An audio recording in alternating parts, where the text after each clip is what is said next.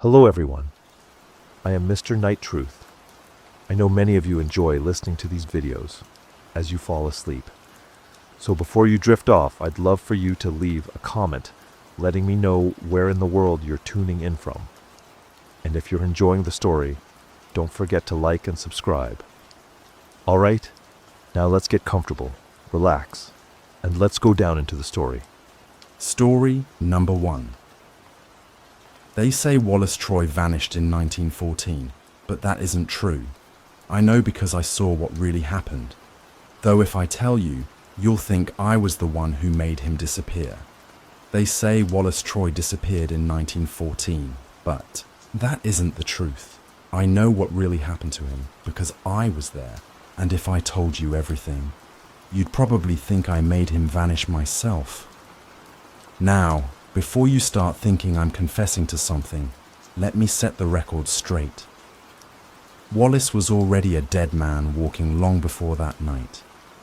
Everyone in town knew it. They said he was reckless, that he had no respect for rules, no fear of the law, and no patience for the whispers that haunted these mountains. He was proud of that, wore it like a badge. But pride like his, it was always going to get him killed. I remember the last time I saw him alive, sitting on the back step of the general store, rolling a cigarette with those big clumsy fingers. He grinned when he saw me, smoke curling from the corner of his mouth, and said, "One more run, that's all I need. Then I'll have enough to buy my way out of this hole." "Your runs are going to get you strung up," I told him. He laughed, a sharp bark that turned a few heads on Main Street. "Not this one. I found a trail nobody dares use. Cuts right through the hills. Half the time, half the risk." The way he said it made my skin crawl. There were places around here you didn't go, not even for money. Places the old folks called forbidden ground. Not cursed exactly. No one ever used that word, but marked. Watched. We grew up with the warnings, and most of us listened. Wallace didn't. I leaned closer and lowered my voice. "You're talking about the ridge behind Miller's Hollow, aren't you?" He didn't answer, not with words. Just gave me that grin again. The one that made you wonder if he knew something you didn't. Now, here's the part I can't explain without sounding guilty.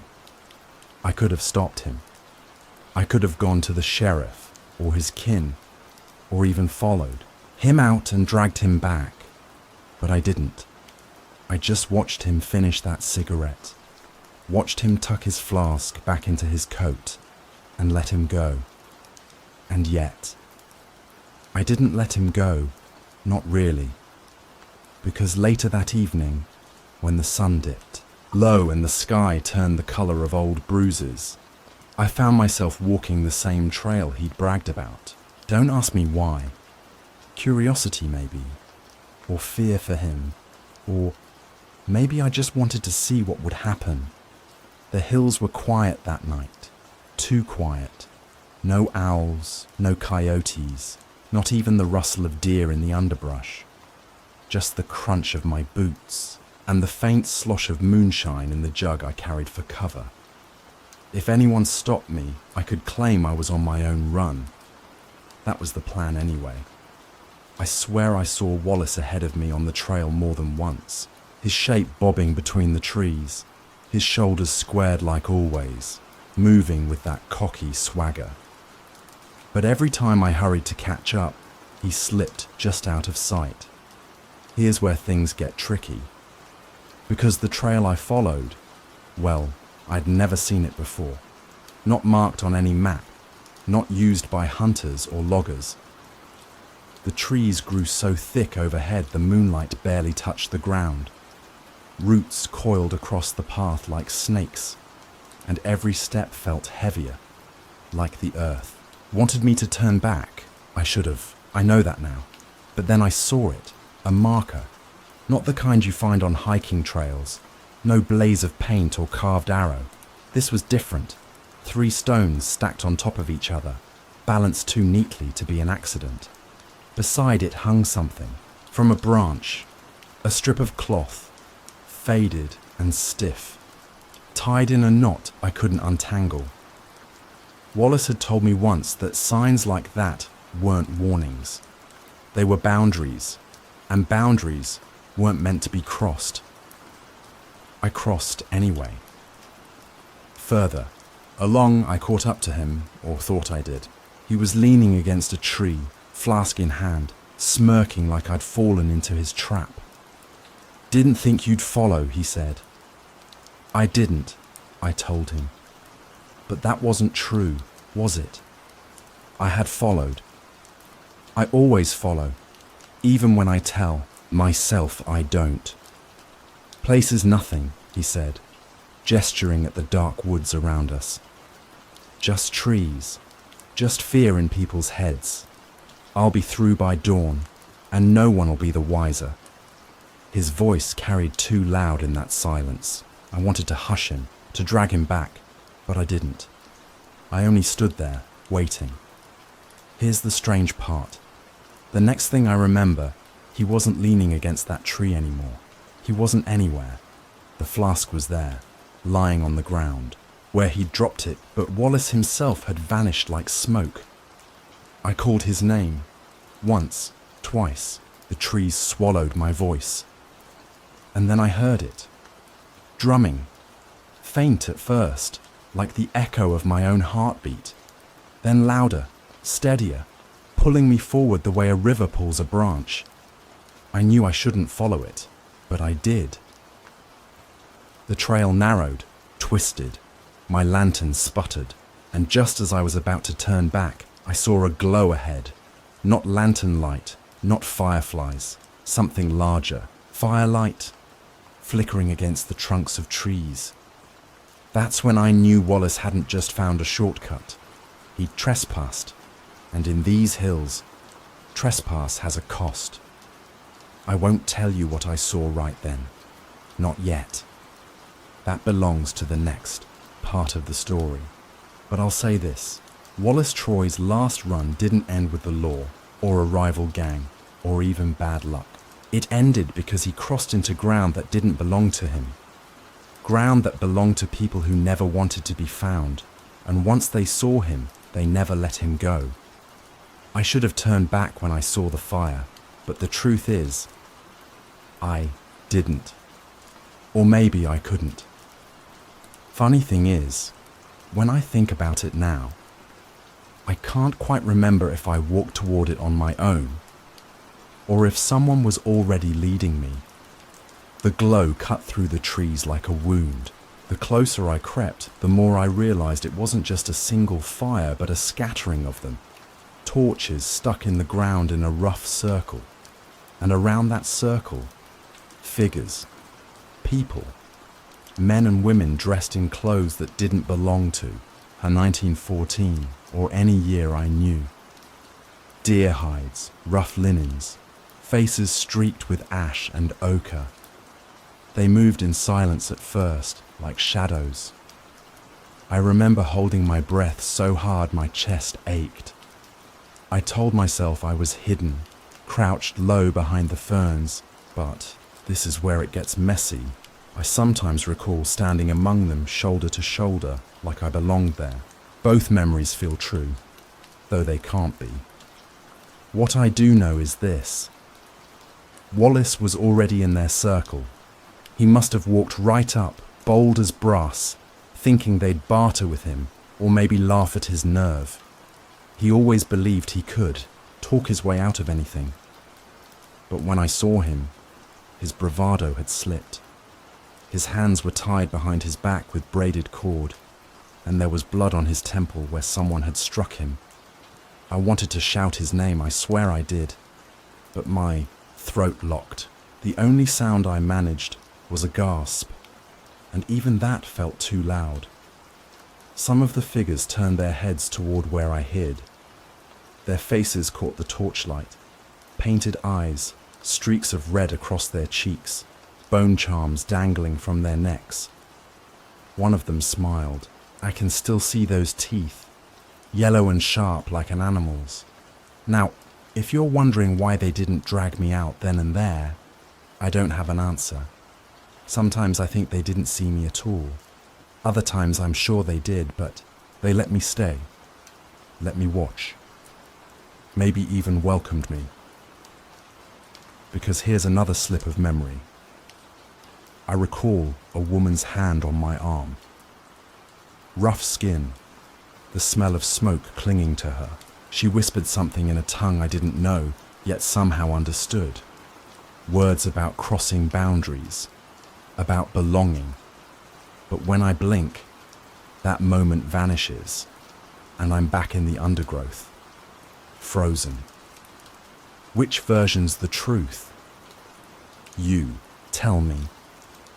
What I can't deny is the land itself bore signs of their claim.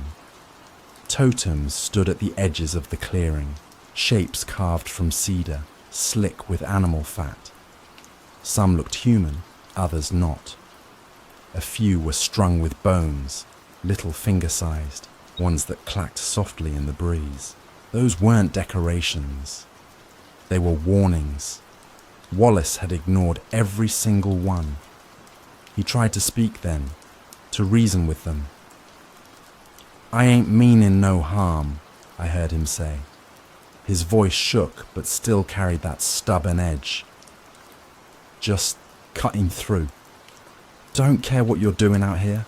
I'll be gone by morning." The figures didn't answer. Not in English anyway. They murmured among themselves in that same low language, voices rising and falling like the drumming I'd heard earlier, and then, as one, they turned back to Wallace. They pushed him down to his knees.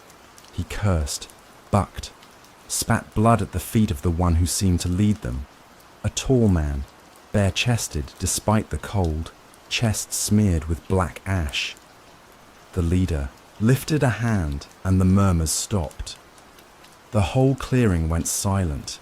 Even the fire snapping quieted like it had been commanded.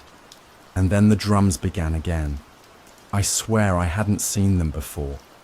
Two boys, maybe teenagers, crouched by stretched, hides, beating them with sticks.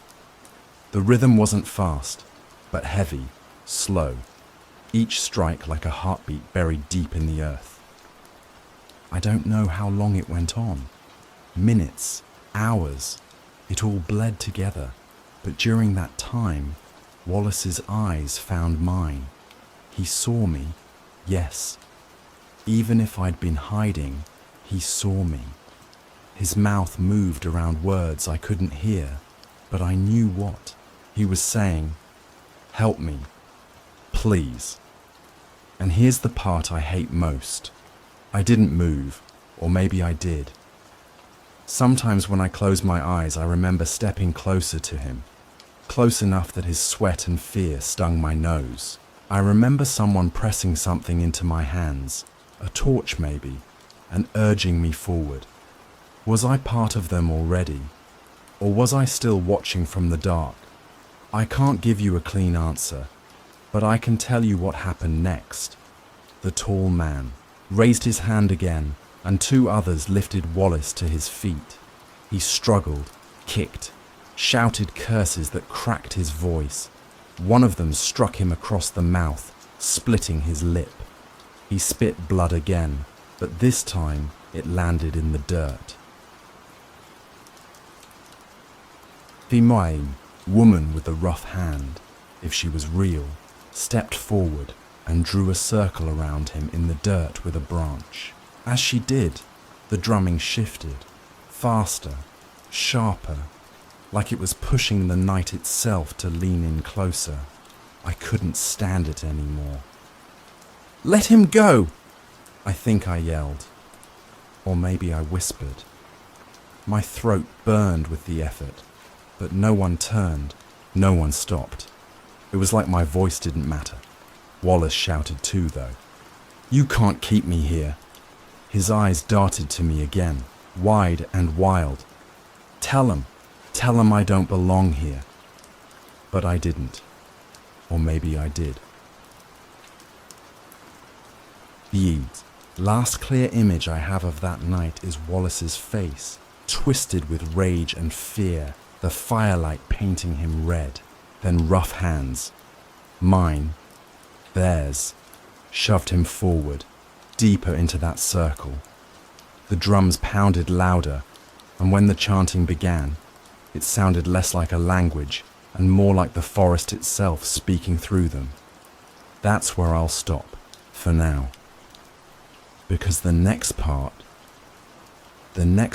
is harder to admit, harder to explain.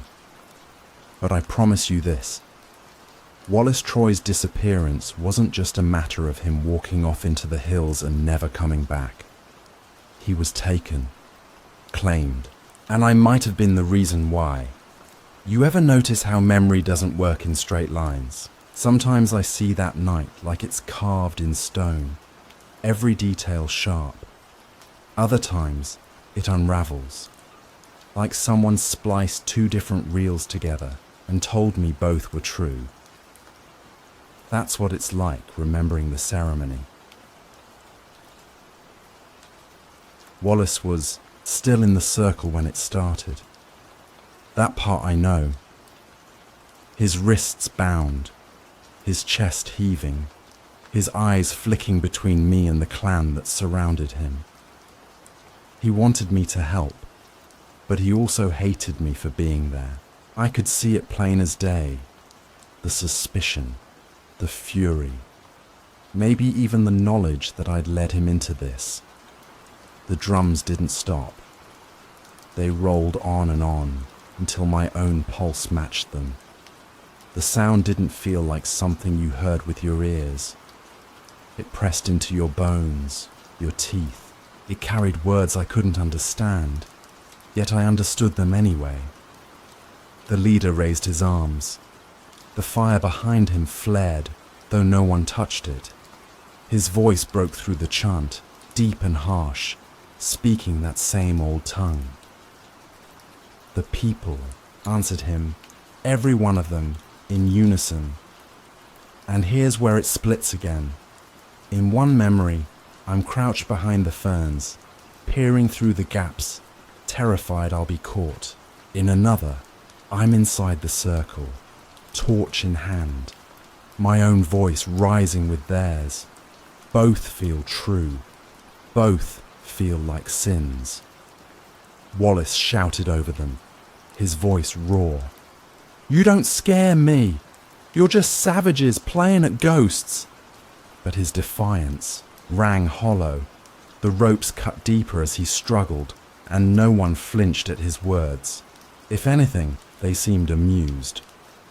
One of the women approached him, the same one I told you about before, the one with the rough hand. She smeared something across his forehead, dark and oily. Wallace jerked back, spitting curses, but she only smiled. Then she looked at me. Yes, straight at me, and I felt her words inside my head, though her lips didn't move. "You've brought him. You've done your part. Now maybe that's madness talking. Maybe guilt. Or maybe I really did deliver him to them. I don't know anymore." The circle tightened. Torches rose. Shadows bent across the trees, twisting into shapes that didn't belong. Some looked like animals, some like people, and some neither. Wallace screamed then. Not words, just raw fear. And that's when the singing began. Low at first, a single voice, then many, weaving over the drums. It wasn't beautiful, not in the way church hymns are. It was rough, guttural, but it carried something older than beauty, something you felt in your marrow. Wallace's struggles slowed. His chest heaved, his eyes darted, but his body sagged like the fight had been drained from him. The leader stepped forward, hand raised, and the chant cut off mid-note. Silence fell so heavy it rang in my ears. He spoke a word I can't repeat, Even thinking of it now makes my tongue feel heavy. Then he touched Wallace's chest with a carved bone staff. And this is where I lose people, where they stop believing me. Because when that staff pressed against him, the air shifted, the fire bent inward, and Wallace changed. Not his body, not exactly. More like the light around him twisted, folding in, until he didn't look like himself anymore. His outline blurred, like he was being swallowed by the night. He screamed again, but it wasn't fear this time. It was rage. It rattled my teeth. Then, he was gone. I don't mean they killed him, not in any way we'd understand. I mean gone. The ropes dropped empty. The circle stood in silence. And there I was, staring at the dirt where Wallace Troy had been seconds before. No body, no trace, nothing. Only the echo of drums, still beating inside my skull. Now, I've told you before, I might have just been watching, hidden. That's one version. But there's another I can't shake. In that version, I helped. I stepped into the circle. I held the torch. I gave him over to them, knowing full well what they'd do. And maybe that's why they let me leave. Because I did leave, didn't I? I'm here, telling you this. I walked back down that trail before dawn, my lantern shaking in my hand, Wallace's flask heavy in my pocket.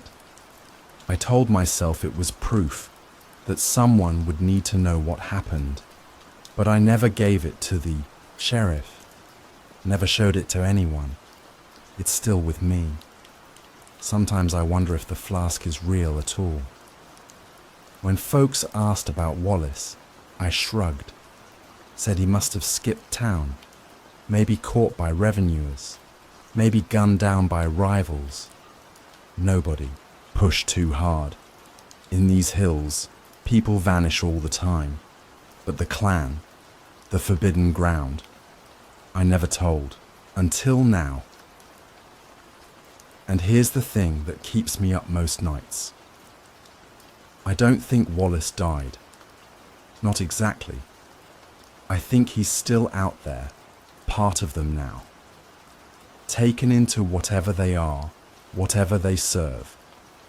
Sometimes, when the wind's right, I hear drums in the distance, slow, heavy, calling. I tell myself it's just memory, just guilt. But some nights, I find myself halfway down the trail before I realize my boots are moving, like I'm being summoned back. Maybe that's what they wanted all along. Maybe I was never just a witness. Maybe I was the offering. And if that's true, then Wallace Troy didn't vanish alone. I did too. Story number 2. You ever get a voicemail from someone who's already dead? I know how that sounds, but listen. When I pressed play, it wasn't just their voice I heard. It was everything they never wanted me to know. And if I'm honest, no, I can't be honest. Not yet. Because if you knew the whole truth, you'd never believe a single word I'm about to say. You ever pick up your phone in the middle of the night and know, before even listening, that the message waiting for you should not exist? That's what happened to me. And I swear, before you roll your eyes, before you click away, this isn't a ghost story. At least, I don't think it is. The voicemail came at 2:17 a.m. I remember the time because my phone lit up on the nightstand, casting this sickly glow across my ceiling. I almost didn't check it. I almost turned it face down and went back to sleep. But something in me knew. I needed to hear it. It was from her. That's all I'll say for now. I'm not ready to tell you her name. You'll understand later why it's better that way. The thing is, She was already dead. I don't mean figuratively dead, like cut out of my life or dead to me. I mean, we buried her. I stood there, dirt under my nails, when the casket went into the ground, and yet there her name was, glowing across my screen, attached to a voicemail that said it had been left just minutes before. I pressed play. The sound that poured through the speaker wasn't right. You know when a recording glitches, like someone dragging a fork across metal while whispering at the same time? That's what it sounded like. Her voice kept cutting in and out, like she was too close to the microphone, then too far away. At first, all I could make out were fragments, words that didn't connect. Don't. Listen. There. You. A gasp, then silence, then a thud, like something falling. I froze. My hands shook so hard the phone nearly slipped.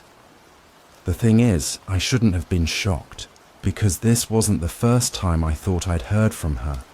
But let me not get ahead of myself. The voicemail played on, and in between the static, her voice grew sharper, clearer. It was like she was forcing her way through. You can't. Hide it, she whispered. I know what you did. That's when I dropped the phone. I swear to you, I'm not making this up. I know how insane it sounds. Dead people don't call at 2:17 in the morning. Dead people don't accuse you from beyond the grave. But then again, you didn't know her. You didn't know what she was capable of.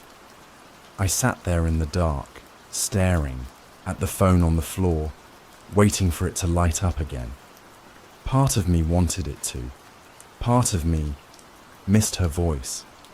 I shouldn't admit that, but it's true.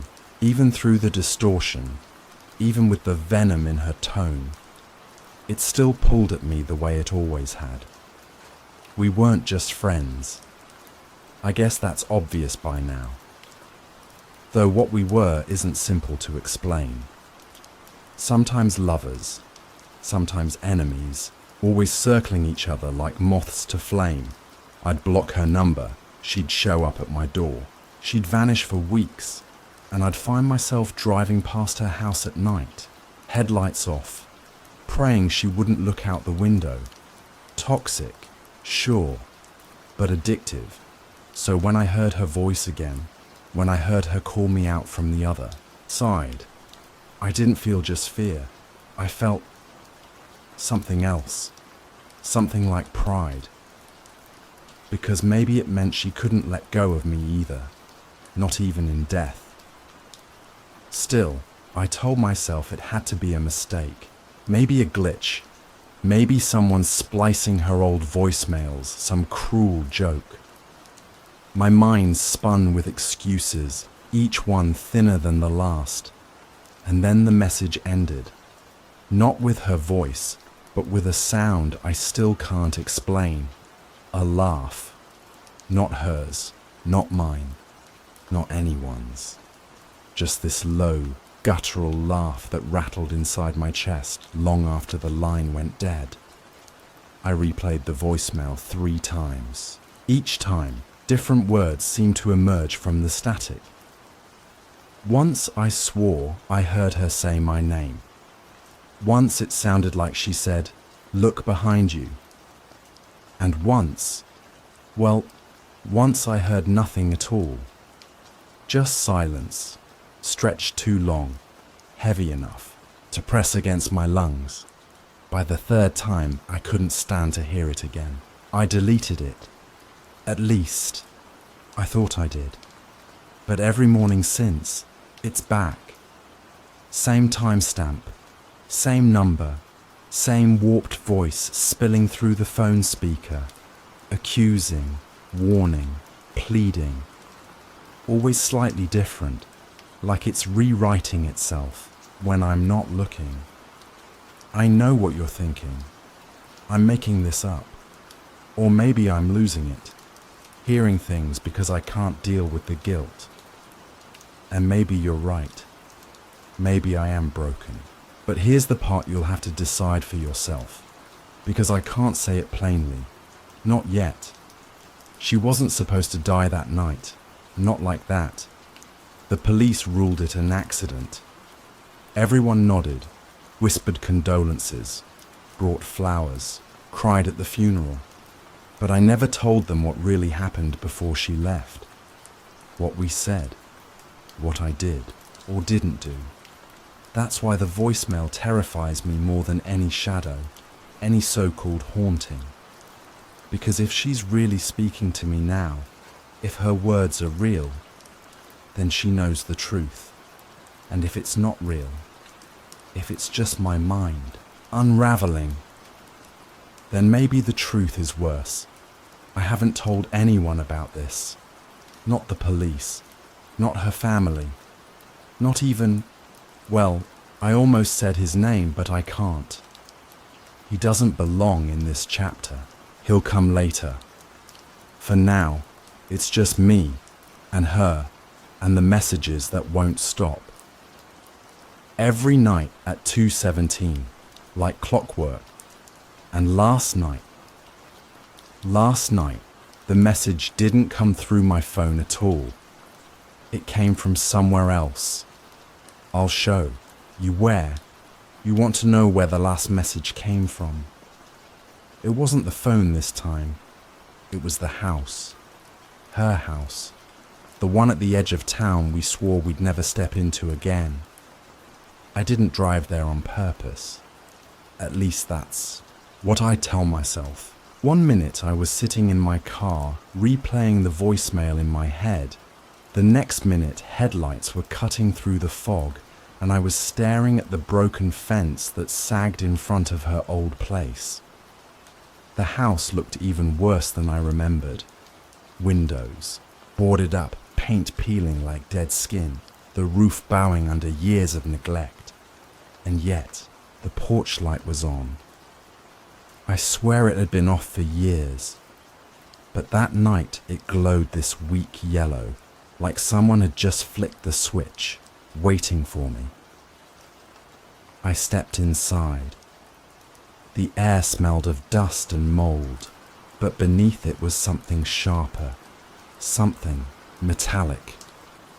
My shoes crunched against glass scattered across the floor, and for a second I thought I heard footsteps above me. I told myself it was just the house settling, but deep down I knew better. Every corner of that house carried echoes of our past. The cracked banister was where she once leaned, laughing too loudly at something I said. The wallpaper in the living room still bore the faint burn marks from the night we argued so violently I threw a candle against the wall. And the kitchen. God, the kitchen.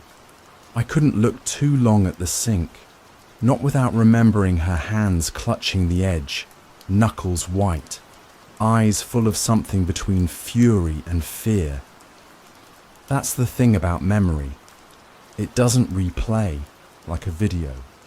It mutates, bleeds into the present, confuses itself with guilt.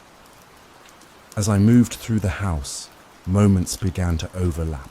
1 second I was alone. The next I could hear her voice, sharp as glass. You'll regret this. One day, you'll regret everything. I froze. The sound came from upstairs, and though I told myself it was impossible, my legs carried me up the staircase. Each step groaned like it was warning me to turn back, but I couldn't. Something pulled me, some need to hear her again, even if it wasn't real. At the top of the stairs, the hallway stretched longer than it should have. Doors, I didn't remember. Shadows where there should have been light. I picked the first door on the left and pushed it open. It was her room. The walls still wore her posters, curling at the edges. Her mirror was cracked straight down the middle, splitting my reflection into two uneven halves. And on the bed, God, help me, on the bed lay my phone. The same phone I had in my pocket. It buzzed once. Voicemail. I didn't touch it. I couldn't. My hand shook too badly. And that's when I heard another sound. One I knew wasn't her. Funny place to come back to, isn't it? I spun around. In the doorway stood someone I hadn't seen since the funeral. Her brother, or maybe just her closest friend. It blurs together now. He looked thinner, older, eyes ringed in red as if he hadn't slept in months. He didn't smile. He didn't blink. I knew you'd end up here, he said. I wanted to answer, but my throat locked up. He stepped closer, boots crunching against the same glass I'd scattered downstairs. You shouldn't be here, he whispered. Not after what you did. The words hit like a hammer. But the strange thing was, I couldn't remember if he'd really said them, or if my guilt had shoved them into his mouth. His lips moved, yes, but the sound felt detached, echoing in a way real voices shouldn't. What do you mean? I managed, though my voice cracked. He tilted his head, eyes narrowing. Don't play dumb. You think she left that message for you? You think she's warning you? No, she's accusing you. I shook my head. No, you don't understand, but he cut me off. I understand perfectly. You were the last one with her. Everyone knows it. They just don't want to believe it. But I've seen the truth. She told me. She tells me every night. That was the moment I realized his eyes weren't on me at all. They were fixed past me, into the room, toward the bed where the second phone lay buzzing. I glanced back, and for half a second I swear I saw her sitting there. Not lying, not rotting, sitting, upright, watching me with that same look she wore the night we last spoke. The look that said she knew exactly how much of my soul was already hers. I blinked, and the vision was gone. The bed was empty again. When I turned back to the doorway, so was he. No sound of footsteps retreating, no creak of the staircase, just absence, thick and suffocating. I stumbled forward, grabbing the phone off the bed with trembling hands. The screen lit up, one new voicemail, timestamp, 2:17 a.m. Only this time, the caller ID didn't show her name. It showed mine. I dropped it instantly. The device hit the floor, but the buzzing continued, louder and louder, filling the room until it felt like the walls would crack. Apart. I clapped my hands over my ears, but it seeped through, vibrating in my teeth, my skull, my bones, and then silence. I looked down. The phone was gone. I stumbled back, hitting the wall, breathing too hard. None of it made sense anymore. What was real? What was memory? What was guilt poisoning my mind? Maybe I'd imagined the brother. Maybe I'd imagined the entire house. Maybe I'd never left my car. But the silence didn't last. From somewhere, deep inside the house, muffled but unmistakable, her voice rose again. You can't run forever. You can't bury this. And as much as I wanted to, as much as my body screamed at me to run, I knew she was right. Because if the house could, speak now, then the final message was still waiting. You ever realize a message isn't meant to warn you, but to trap you? That's what I understood when I heard her voice echo through the house, thick with dust and silence. I should have run. Anyone sane would have sprinted down the stairs, kicked open the door and never looked back. But instead, I stood frozen, the sound of her words pinning me in place like nails through my skin. You can't bury this. she whispered again, louder this time. Not from the phone, not from memory, from the walls themselves. I stumbled forward, each step heavier than the last. The floor groaned beneath me like it didn't want me walking there.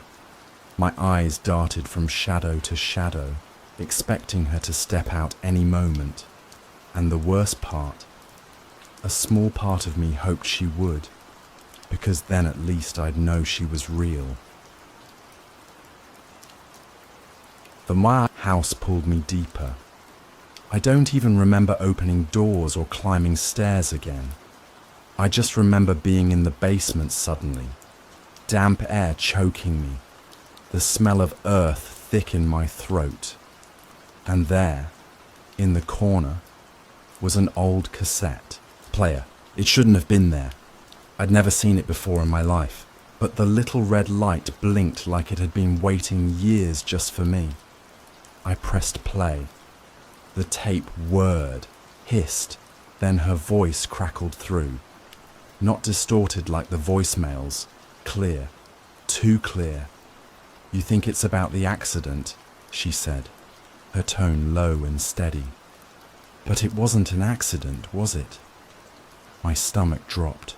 My hands went clammy, because no one else knew what happened that night. What really happened.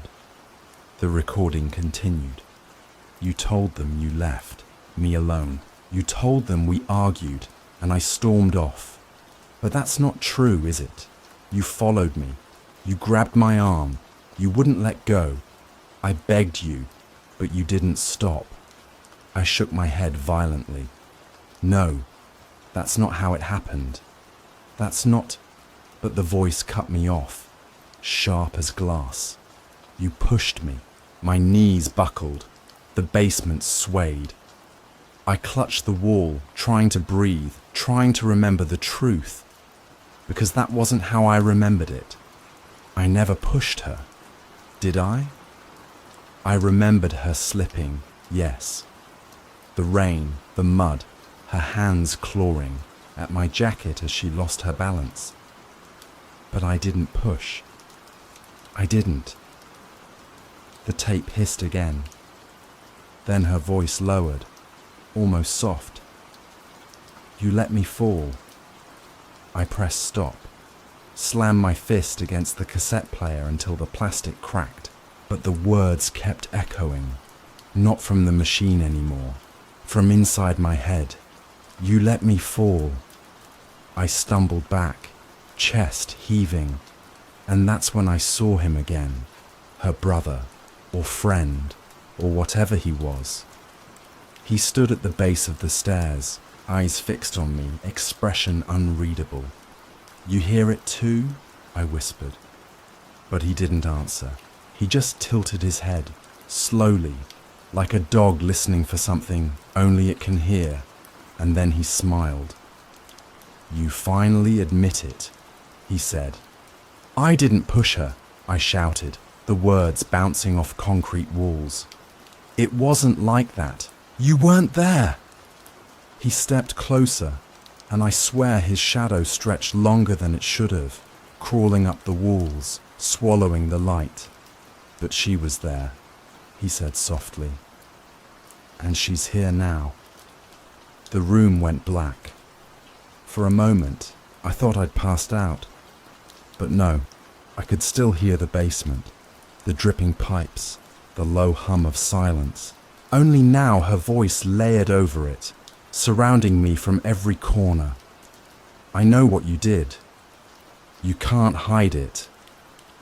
You let me fall, over and over, until it became a chorus. I covered my ears, but it didn't matter. The sound wasn't in the air, it was inside me, like my own thoughts had been hijacked. Then, just as suddenly, silence. And in that silence, a single sound. My phone buzzing in my pocket. I yanked it out. New voicemail. Timestamp, 2:17 a.m. My hands trembled so hard I almost dropped it. I pressed play, and this time, it wasn't her voice, it was mine. You can't run forever, my voice said. Calm. Cold. You can't bury this, because I already told them everything. I froze. My blood turned to ice. Told who? I whispered to the phone, as if it could answer. And then the message ended with a sound I'll never forget. A knock. 3 sharp knocks, echoing not from the phone, but from the door at the top of the basement stairs. I looked up. The door creaked open. Light spilled down, blinding me, and for a moment I saw a figure silhouetted there. I thought it was her. Come, back for me. But as my eyes adjusted, I realized it was worse. It was me, standing there, smiling. The door slammed shut, plunging me into darkness. The phone slipped from my hand, clattering against the floor. I backed into the corner, shaking, whispering to myself that it wasn't real. None of this was real. But the truth is, I don't know anymore. I don't know if she's haunting me, or if my mind finally split open under the weight of guilt. I don't know if her brother ever really came to the house, or if I invented him to carry some of the blame I can't admit. All I know is this: the messages don't stop. Every night, 2:17 a.m., a new one. Sometimes her voice, sometimes mine, sometimes both, each one pulling me further apart. And now I've left you one too. Check your phone. If there's a voicemail waiting, don't listen. Delete it. Please. Delete it. Because once you hear it, it never stops. Story number 3. I know what you're thinking. Elevators don't just make stops that aren't on the panel. And you're right, they don't.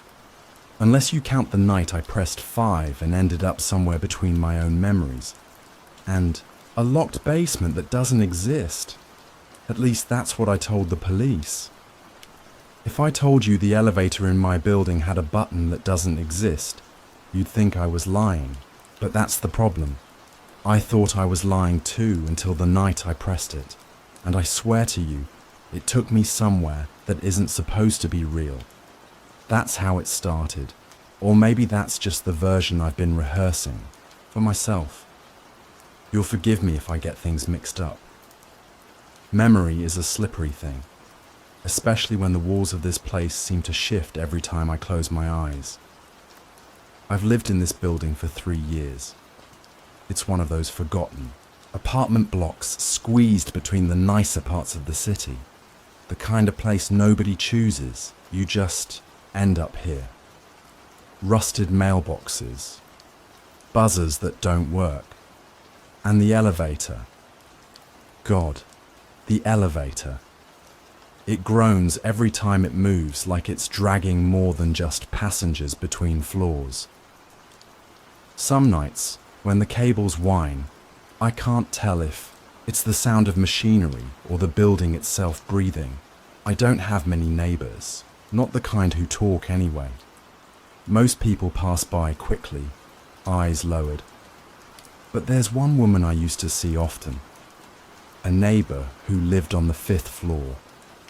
She always smiled at me in the hallway, even when I avoided her eyes. I didn't know her name back then. I wish I'd asked. Now she's, well, you'll see. It was late, maybe past midnight, when I found myself in the elevator that first night. I remember the lights flickering. Half the bulbs burned out long ago, so you only get these fractured flashes of yourself in the steel walls. I pressed the button for my floor. At least, I thought I did. But when I looked closer, my finger was resting on something else. A button with no number. Just a blank, worn circle of brass, as if someone had rubbed away whatever label used to be there.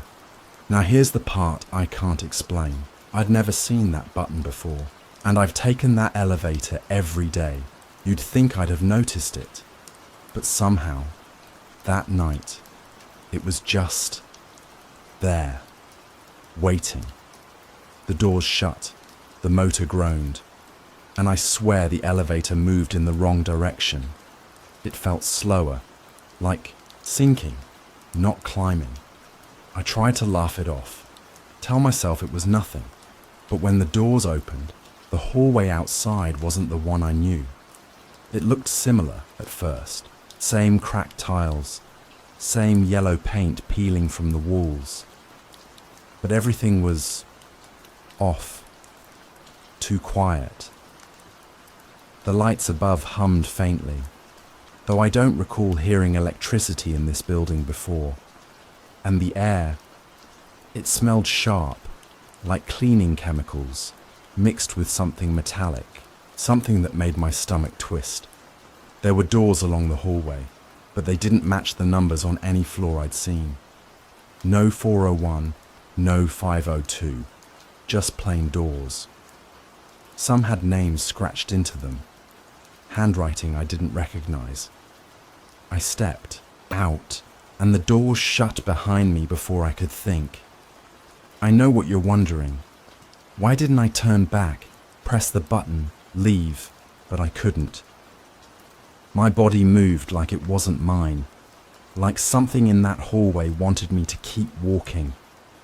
Halfway down, I thought I saw movement. A figure, shadow stretched across the wall, thin and long, like it didn't belong to anyone. My first thought was, it's just my reflection. But when I stopped, the shadow didn't. It kept moving, sliding further down until it disappeared into one of the doorways. I don't know how long I stood there. My hands were shaking, nails digging into my palms. And then, mercifully, the elevator doors opened again behind me. Just a sound, a soft mechanical sigh, as if the machine had decided to forgive me. I didn't hesitate. I ran back in, slammed the button for my own floor, and prayed. The ride back felt endless, and yet when the doors opened, everything was normal again. Hallways with the right numbers, the faint stink of mildew I'd grown used to. Nothing out of place. For a while, I convinced myself I'd imagined it. Maybe I'd fallen asleep in the elevator. Maybe it was just a dream. That's easier, isn't it? To call it a dream. But here's where things get worse. A few nights later, I wasn't alone. I stepped into the elevator with her, my neighbor from the 5th floor. She gave me that same kind smile.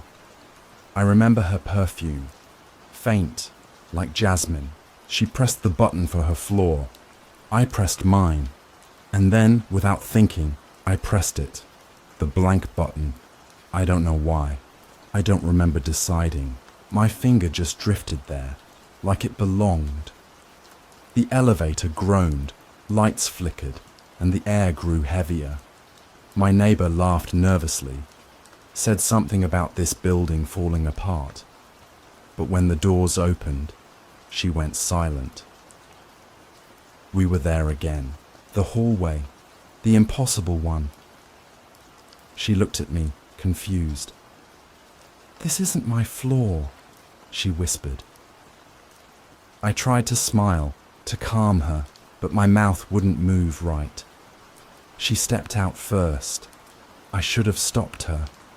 I know that now, but I just stood there, frozen, watching her figure dissolve into the shadows. The elevator doors closed before I followed. Or maybe I didn't follow at all. That's the detail I can never hold on to. Sometimes I remember stepping into that hallway after her. Sometimes I remember the doors shutting in my face. What I do know is that when I reached the 5th floor again, she wasn't there. Her apartment door was shut, too quiet. I waited, listening. Nothing. The next morning, there was no sign of her. Mail piled up outside her box. No footsteps in the hall. People said she must have left suddenly, but I don't remember hearing any moving trucks, any arguments, any goodbyes. She was just gone. And yet, this is important. I still smell her perfume sometimes, faint, drifting through the elevator when no one else is there. Jasmine, sweet, wrong. I told myself not to press the button again, not to look for that hallway, but it's hard to stop when something calls to you. Harder still when you realize the elevator remembers, and that's how the trouble began. I didn't kill her. I need you to understand that. People keep twisting my words, saying I admitted something I never said. But if she never came back from that place, how is that my fault? I didn't build the elevator. That's what I told the detectives, over and over. But their faces never changed. You know that blank look cops give you? Like they've already decided what happened and they're just waiting for you to confess. Yeah, that's the look I got. They asked me when I'd last seen her. I said, in the elevator. They asked where she went. I said, to a floor that doesn't exist. That's when the room went quiet. Not because they believed me, but because they didn't know how to write that into their little notebooks without smirking. One of them, the younger one, leaned forward and whispered, "You think that's funny?" His breath smelled like burnt coffee. I told him I wasn't laughing, but here's the part that bothers me. Sometimes, when I replay the moment in my head, I see myself laughing, not because anything was funny, but because my nerves crack in strange ways. I can't swear to you I didn't smile. And maybe that's why they don't believe me. The building manager was worse. He's lived here longer than anyone, shuffling around with his keys jangling like shackles. When I told him about the blank button, his eyes narrowed, not with surprise, no, more like recognition, like he knew exactly what I was talking about. But he shook his head anyway, muttering, "No such thing. Elevator's been the same for years." "Then explain it," I snapped. "Explain how I pressed something that isn't there and ended up in a hallway that shouldn't exist." He didn't look at me when he said, "You ought to get some rest." Rest. As if sleep is possible in this place. The thing is, I've been back. Not intentionally. Or maybe that's a lie. I don't know anymore. Sometimes I catch myself in front of the panel, staring at that smooth brass circle, feeling my finger itch. I tell myself not to touch it, not again. But then the doors close, the lights flicker, and my hand drifts like it has its own will. And when I go there, when the doors slide open, it's never the same hallway. One night, the smell hit me first, sharp, chemical, like bleach. It clawed the back of my throat. The tiles were damp, slick under my shoes, as if someone had just finished scrubbing away a mess. And the names on the doors, they were different this time. Scratched letters, uneven, as though carved by desperate hands. Some of them I recognized, people I hadn't thought about in years. My old teacher, my sister's name, even mine. I swear to you I saw my own name etched into one of the doors. And it wasn't neat lettering. It was jagged, frantic, like whoever wrote it didn't want me to open it. I didn't, not that night. But I heard voices, muffled behind those doors. Some sounded like whispers, others like crying. One of them I'll never forget. sounded like her, my neighbor. Soft, trembling, repeating, "Let me out, let me out, let me out." Do you know what it's like, hearing someone beg from behind a wall? Your mind splits. Half of you wants to rip it open, the other half knows. If you do, you won't like what you find. When I told the police about the voices, they laughed. They actually laughed. "Maybe lay off the late-night horror movies," one said. I almost lost it right there, because I know what I heard. Here's the contradiction, though, the part I can't get straight. Sometimes I remember her stepping out into that hallway. Other times, I remember the doors shutting before she had the chance. Two versions of the same night, both equally sharp in my mind. Which one's true? I can't tell it. Going, but it doesn't promise you'll come back. The detectives pressed me on details. What was she wearing? Did she say anything? Did you follow her? I kept telling them the same thing. She disappeared. The elevator took her. They didn't write that part down. I think the manager told them I was unstable. I overheard him one evening outside my door, his low voice carrying through the paper-thin walls. Words like imagination, obsessed, and worse, dangerous. Dangerous. Funny thing is, I never felt dangerous until he said it out loud. And yet, every time I come back from that hallway, my clothes smell faintly of bleach. My shoes leave faint streaks on the lobby floor, like I've been walking through something wet. But when I check the elevator, it's spotless. No trace, no proof. Maybe that's why I started taking notes, writing down everything, times, dates, sensations. I thought it would keep me sane, anchor me to something real. But when I look at the pages now, half of them don't make sense. Scribbles, sentences that start and don't finish. Whole paragraphs in handwriting that doesn't even look like mine. And the names. God, the names keep showing up. The same ones I saw carved on those doors. Sometimes written in my notebook before I even step into the elevator. I showed one page to the younger detective, desperate for him to believe me. His face went pale, but he handed it back quickly, saying, "This isn't evidence." "Then what is it?" I asked. He didn't answer. "Do you see the trap? If I insist too hard, I sound insane. If I stay quiet, I look guilty. Either way, I lose. The manager won't meet my eyes anymore. The detectives come around less often, but when they do, their questions feel sharper. They circle me like vultures, and through it all, the elevator waits. Because that's the part I can't stop thinking about. The elevator wants me to press the button. I can feel it, humming under my skin every time I ride. Like it remembers me, remembers her. I didn't kill her. I need you to believe that. But if she's not alive, then where is she? That's the question that keeps me awake at night.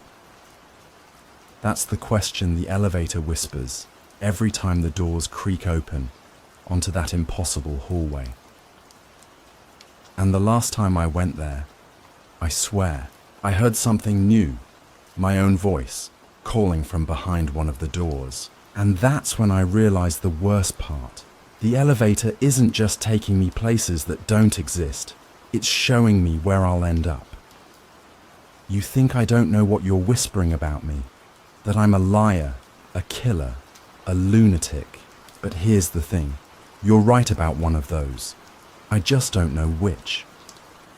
That's how I started the last time anyone asked me directly what happened. The detectives wanted a confession. The manager wanted silence. And I wanted clarity. But clarity doesn't exist here. Not in this building.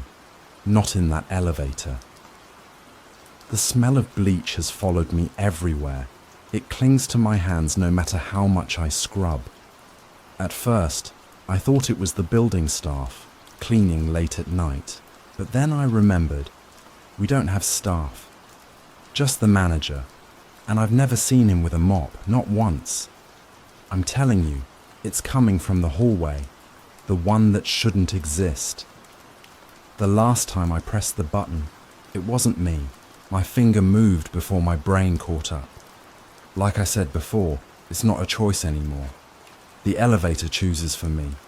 The hum in the walls, the shudder of the cables, it all builds until my body gives in. And then, like clockwork, the doors open. This time, though, the hallway wasn't empty. There were stains on the floor, long, dark streaks that had seeped into the cracks of the tiles. At first, I thought water, then rust, then... No, it smelled too sharp, too familiar. The doors behind me tried to close, but I stuck my foot between them, half praying they'd stay open, half terrified they would. That's when I heard it, her voice again, my neighbour. Only this time she wasn't whispering. She was screaming. Why didn't you stop me? I froze. It was coming from behind one of the doors, a door with no number, no lock, nothing but my reflection warped in its dull metal surface. I wanted to deny it, to tell myself it was just my imagination. But the voice kept repeating, louder each time. Why didn't you stop me? Why didn't you stop me? My throat tightened. I swear I said, I tried. But even as the words left me, I knew they were empty, because the truth is murkier than that. Sometimes I remember holding out my hand to her. Sometimes I remember pulling it back. Which one happened? Maybe both. Maybe neither. The manager's voice cut through my memory later when I confronted him. There is no missing tenant, he said, his eyes sharp. You're making trouble where there isn't any. Then who lived in 5B? I snapped. He blinked, slow. There is no 5B. That's when I started laughing. A sharp, broken sound. Because I've walked past that door 100 times. I've heard music from inside, smelled cooking through the cracks. But now, when I went back to check, the door wasn't there. Just a blank stretch of wall, smooth as if it had never existed. So you tell me, who's lying? Him or me? The detective circled again after that, more persistent. Where were you the night she disappeared? With her, I said. Where exactly? And here's where I lose them every time. Between floors. They don't like that answer, but how else can I explain it? The elevator doesn't take me up or down. It takes me sideways into some seam of the building that was never built but has always been there. A memory lodged in the concrete, a wound that never healed. And each time I go, it gets worse. The last time, I swear I saw something waiting for me. Not her, not exactly. It was shaped like her, yes, but taller, thinner, its shadow bending wrong against the walls. It stood at the far end of the hallway, head tilted, arms limp. I couldn't see its face. But when it moved, the lights buzzed out, plunging everything into darkness. I stumbled back into the elevator, but the doors didn't close. They never close fast enough. I screamed at myself, at the building, at her, and then the voice came again. Not hers, mine. You brought me here. I don't remember pressing the button to escape. I don't remember the ride back. But when the doors opened, I was home, my clothes damp, streaked with something I don't want to name. I tried to burn them, thought it would make me clean again, but the smell, bleach and something coppery, still lingers on my skin. Here's what I can't shake. Every time I return from that place, something in the real world is different. Small things at first, mailboxes with different names, neighbors who don't recognize me. Then bigger things, doors missing, rooms rearranged. I feel like the building is rewriting itself, brick by brick, every time I step between floors. And maybe that's what it wants, to erase me, to fold me into its memory like it did with her. I tried to tell the detectives again. One of them sighed, pinched the bridge of his nose and muttered, "If you know something, just say it. Where's the body?" I wanted to laugh or cry, because the truth is, I don't know. There might not even be one. Or maybe I've been walking past it every day, hidden in plain sight. But listen to me carefully. If there is a body, it isn't mine. That's the only truth I can cling to. Still, every night the elevator hums. I feel it calling through the floorboards, a low vibration that rattles in my bones. I know it won't stop until I press that button again, and maybe next time I won't come back. Maybe that's what the building wants, to take me where it took her, to add my name to the doors. The floor remembers, you see. It remembers everything. The footsteps, the screams, the stains that won't wash out no matter how much bleach you pour. And maybe it remembers me most of all. So, if you don't hear from me again, if I vanish the way she did, you'll know why. The elevator never lies about where it's G. Story number 4. You ever see yourself blink when you didn't? I don't mean in a mirror. I mean, your reflection blinked first. I know that sounds insane, but I'm telling you, what happened wasn't just a trick of the light, and I should have listened to her, because she tried to warn me. She always tried to warn me. You ever notice your reflection breathing when you're not? I don't mean that thing where the mirror fogs up when you exhale. I mean her chest rising and falling when I wasn't moving at all. That's how I knew something was wrong. Or maybe that's when I started convincing myself it was. Either way, I can't stop replaying that moment because I should have trusted her from the beginning. She tried to warn me. I wasn't always like this. I used to be normal, or at least I thought I was. I used to wake up, brush my teeth, and barely even glance at my reflection before rushing out the door. But then I started noticing delays, little lags. Like when you're on a video call and the audio doesn't quite match the lips. I'd smile, and she'd smile a fraction of a second too late.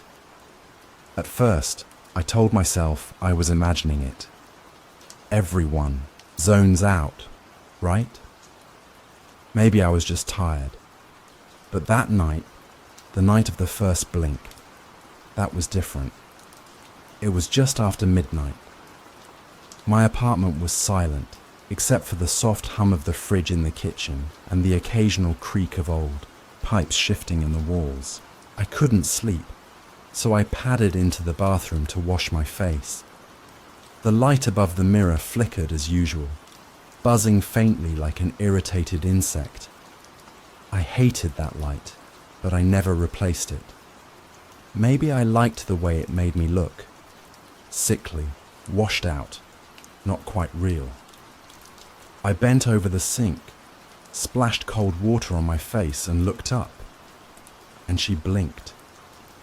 Not a normal blink, Not the kind where your own eyes reflexively close and you see the same motion in the glass. No, this was hers. My eyes were wide open, stinging from the water, but she blinked. Slow, deliberate, like she was trying to tell me something. My stomach dropped, and I stumbled back against the door frame. I froze there, heart pounding in my throat, staring at her. She stared back, calm as ever, and that's when I saw it. Her chest rising and falling, just slightly out of sync with my own breath. I slammed off the light. The darkness swallowed me, and I stood there in silence, shaking. My breath echoed, too loud in the small bathroom, and I swear I could hear hers, softer, shallower, like a second presence in the dark. I didn't sleep that night. I couldn't. The next morning, I convinced myself it hadn't happened. Hallucinations are normal when you're exhausted, right? Everyone has moments where their brain misfires. But the memory lingered, sticking to the edges of my mind like wet paint. I tried avoiding the mirror altogether, brushing my teeth while staring at the tiles, shaving by touch. I told myself I was being ridiculous, but every time I caught a glimpse of her in my peripheral vision, my skin crawled. She was watching me, not just reflecting me, watching. I should probably mention something about my past. You're probably wondering if I've always been paranoid. If maybe I'm just another guy losing his mind in a tiny apartment with peeling wallpaper and neighbors who scream through the walls.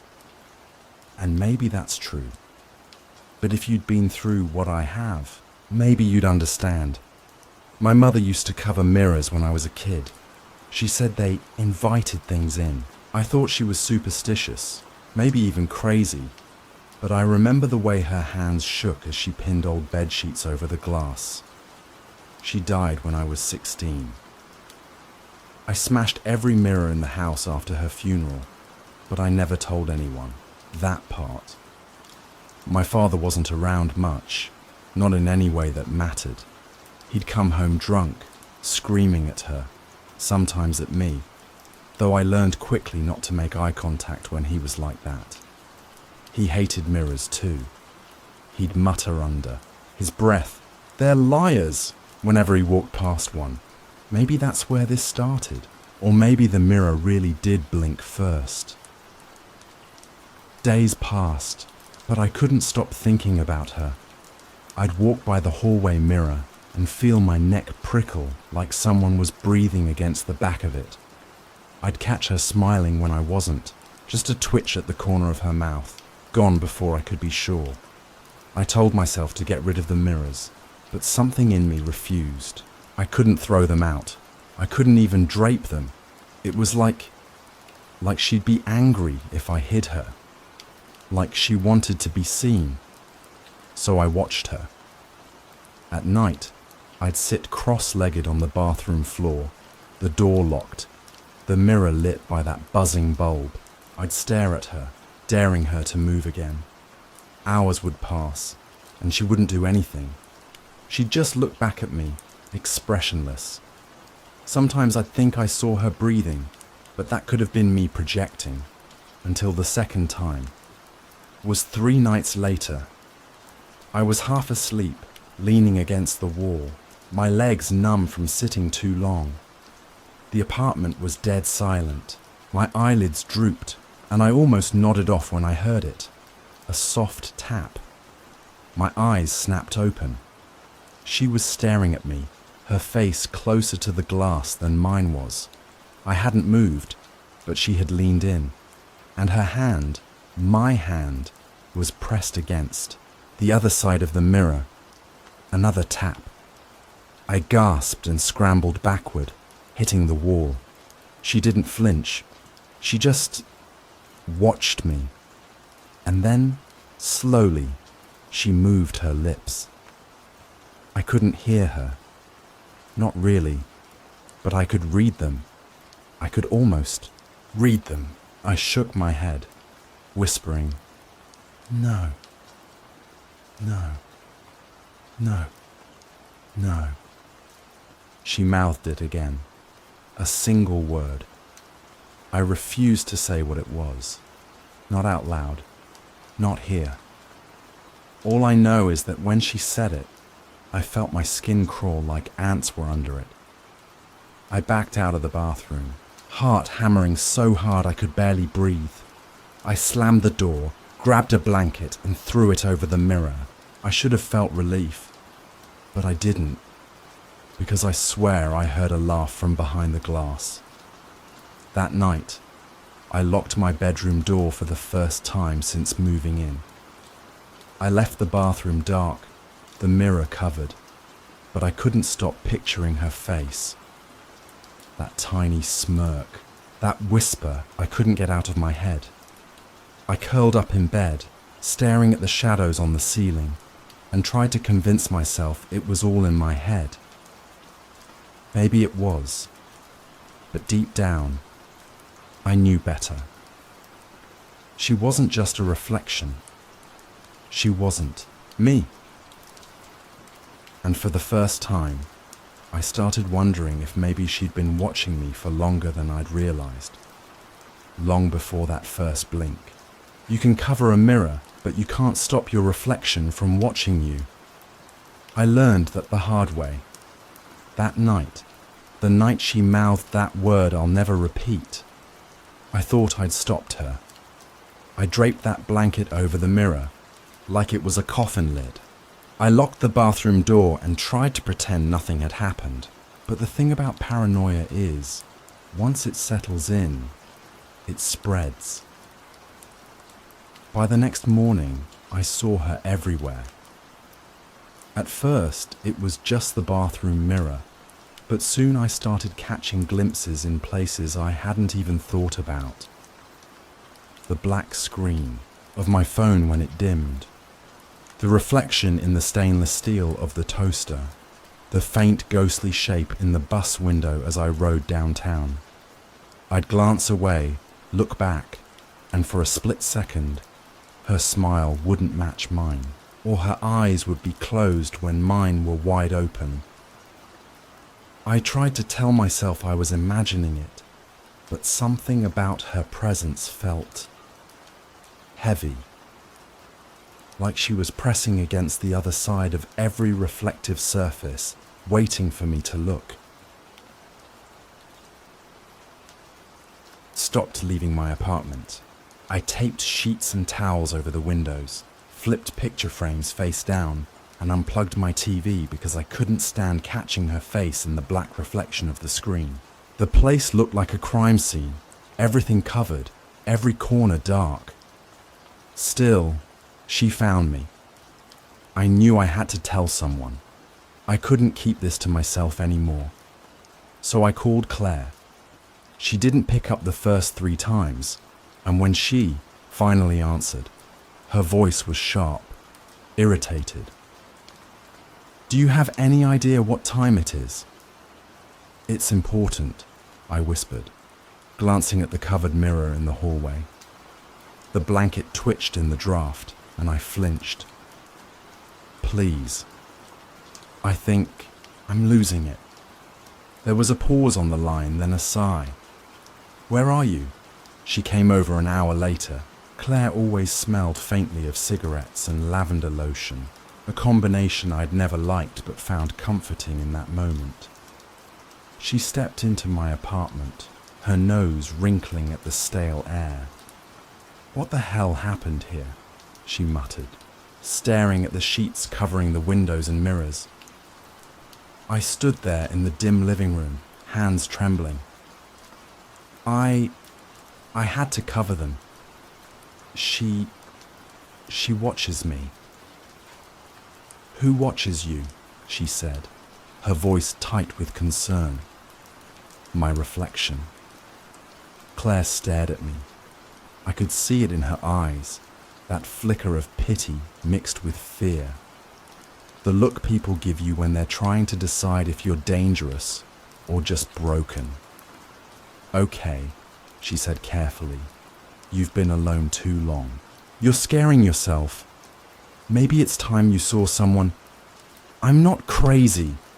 My voice cracked, and I hated how desperate I sounded. She blinked first, Claire. She smiled when I wasn't smiling. She moved. Claire took a slow breath. Look, I'm not saying I don't believe you, but you sound off. You haven't been sleeping, have you? I can't sleep, I whispered. She talks to me. Claire put a hand on my arm, and I flinched. She pulled back like I'd burned her. You're scaring me, she said softly. I wanted to tell her everything, that I'd heard laughter behind the mirror, that I could feel her breathing when I stood near it. But the words felt heavy, dangerous, like saying them out loud would make them real. Please, I said instead, just stay tonight, please. Claire hesitated, then shook her head. I can't. I have to work early, but you need help. I'll call someone, okay? I grabbed her wrist. Don't. Please, don't call anyone.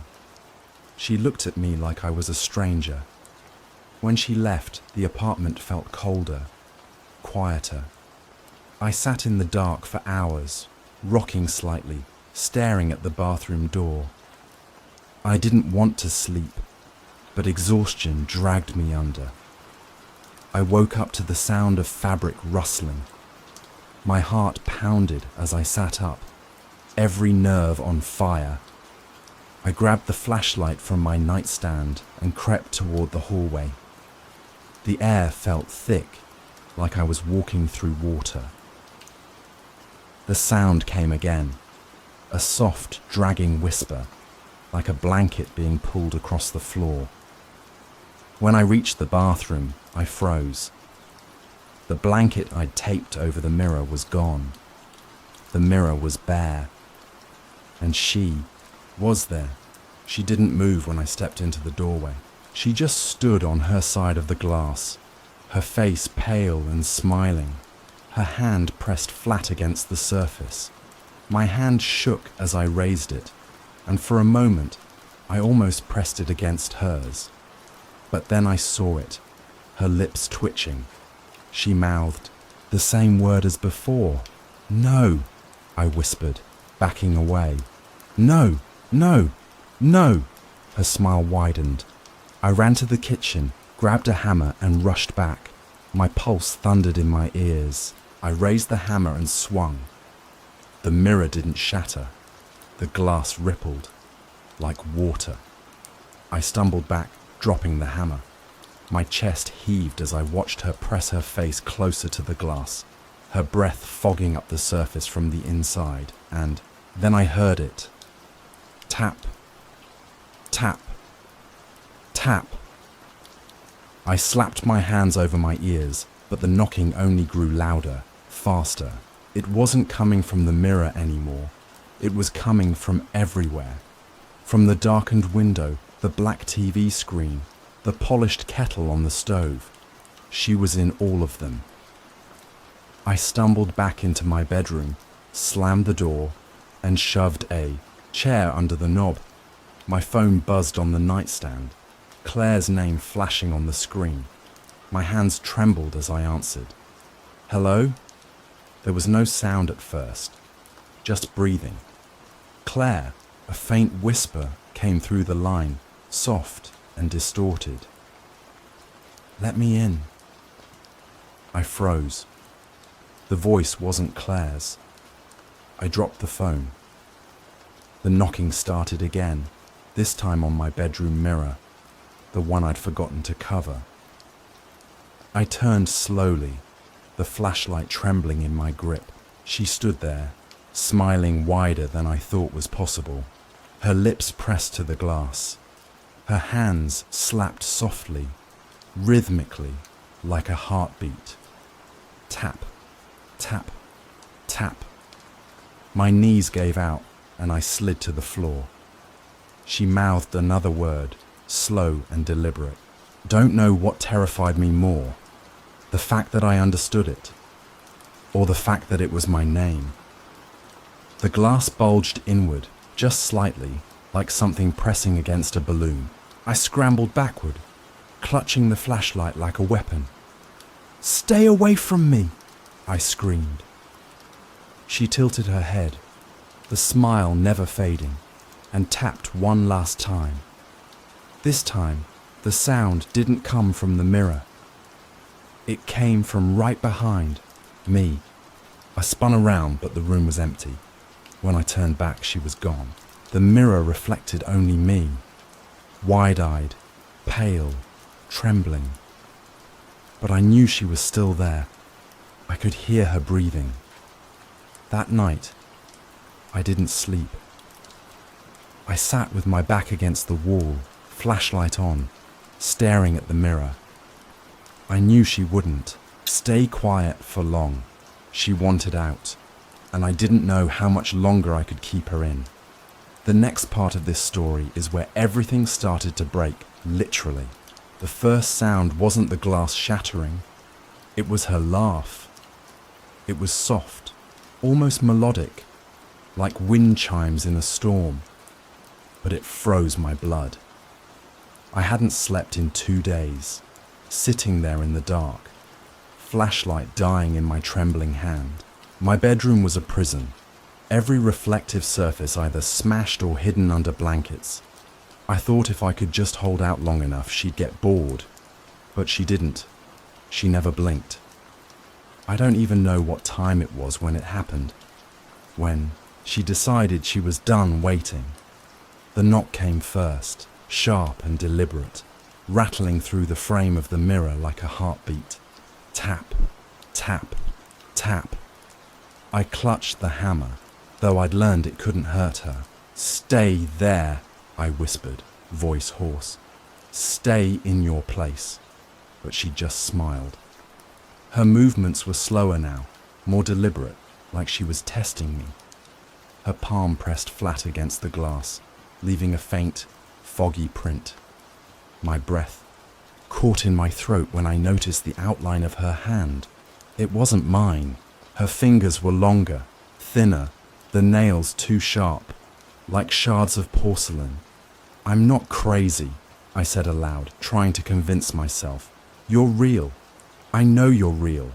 She tilted her head, mirroring me, but not perfectly, a fraction of a second off, just enough to make my stomach turn. Her lips moved, shaping silent words I refused to acknowledge, and then, in one slow motion, she raised her other hand and knocked again. Tap, tap. Cracks spiderwebbed across the mirror. Scrambled backward, heart pounding so hard I could barely hear. "No, no, no," I whispered, tears burning my eyes. "Stay there. You stay there." But the cracks spread like veins of ice across a frozen lake, each one pulsing with a faint silvery glow. The glass didn't shatter. It rippled like liquid as she pressed her palm harder. "Don't do this," I begged. "Please." She stopped knocking. She just stood there, smiling that impossible smile, and mouthed my name. Slowly, and then, with a sickening crack, the surface bulged inward. I screamed and swung the hammer at the mirror, but it passed through like water. My arm plunged into icy coldness, the sensation so shocking I dropped the hammer. She grabbed my wrist. Her fingers were freezing, impossibly strong, pulling me closer to the glass. "No!" I shrieked, digging my heels into the floor. "Let go!" She leaned forward, her face pressing against the glass until it distorted, stretching unnaturally. I yanked my arm free and fell back, gasping. The mirror rippled violently, then stilled. She was gone. I sat frozen, every muscle locked, barely breathing. The mirror reflected only me, pale and shaking, hair plastered to my forehead with sweat. Then, slowly, the reflection blinked. My stomach dropped. I hadn't blinked. She stood perfectly still, staring at me, her smile gone. Her expression was blank, unreadable. My reflection raised its hand. I didn't. She waved. I scrambled backward, tripping over the chair, slamming into the wall. "No," I whispered. "No, this isn't happening." But she stepped forward, and the surface of the mirror rippled again. The glass burst outward with a deafening crack. Shards rained down like ice, but none of them cut me. She stepped through, barefoot, her pale skin glistening like porcelain, her hair hanging wet around her face, her smile returned too wide, too sharp. I couldn't move. I couldn't breathe. She crouched in front of me, tilting her head, studying me like a specimen. Her eyes were wrong, too bright, too clear, like polished glass. "You wanted me out," she whispered. Her voice wasn't mine. It was softer, deeper, like the sound of wind through broken windows. "I didn't," I choked out. "I didn't." She smiled wider. "You called me. You watched me. You fed me." My body shook. "Stay away from me." She leaned closer until her cold breath brushed my face. "You've been so lonely," she murmured. "So scared. Let me help." I tried to scream, but no sound came out as she pressed her hand against my chest. The cold seeped through my shirt, into my bones. My limbs went numb. I couldn't move, couldn't fight. She leaned in closer, her face inches from mine. "Don't worry," she whispered. "I'll take care of everything." And then she pushed. It was like falling into ice water. My vision shattered, fragments of light and darkness swirling around me. I clawed at the surface, but my hands slipped on smooth, cold glass. I screamed, but the sound was muffled, like I was underwater. And then I realized I was on the other side. She stood where I'd been, staring at me through the mirror. I pounded on the glass, my breath fogging it from inside. She smiled, tilting her head just like I used to. "No!" I screamed, but no sound escaped. She raised her hand and pressed it to the glass, mimicking me perfectly now. Then she winked. Watched helplessly as she turned, stepping over the broken shards of glass like they weren't even there. She moved through my apartment with perfect confidence, slipping into my clothes, picking up my phone. The screen lit up. Claire's name flashed. "Hey," she said into the phone, her voice a perfect imitation of mine. "Yeah, I'm fine. Sorry, about earlier. I wasn't feeling well, but I'm better now. Come over, okay?" Tears stung my eyes. I slammed my fists against the mirror, but she didn't look back. I don't know how long I screamed, how long I begged, but time feels different. Here, slower.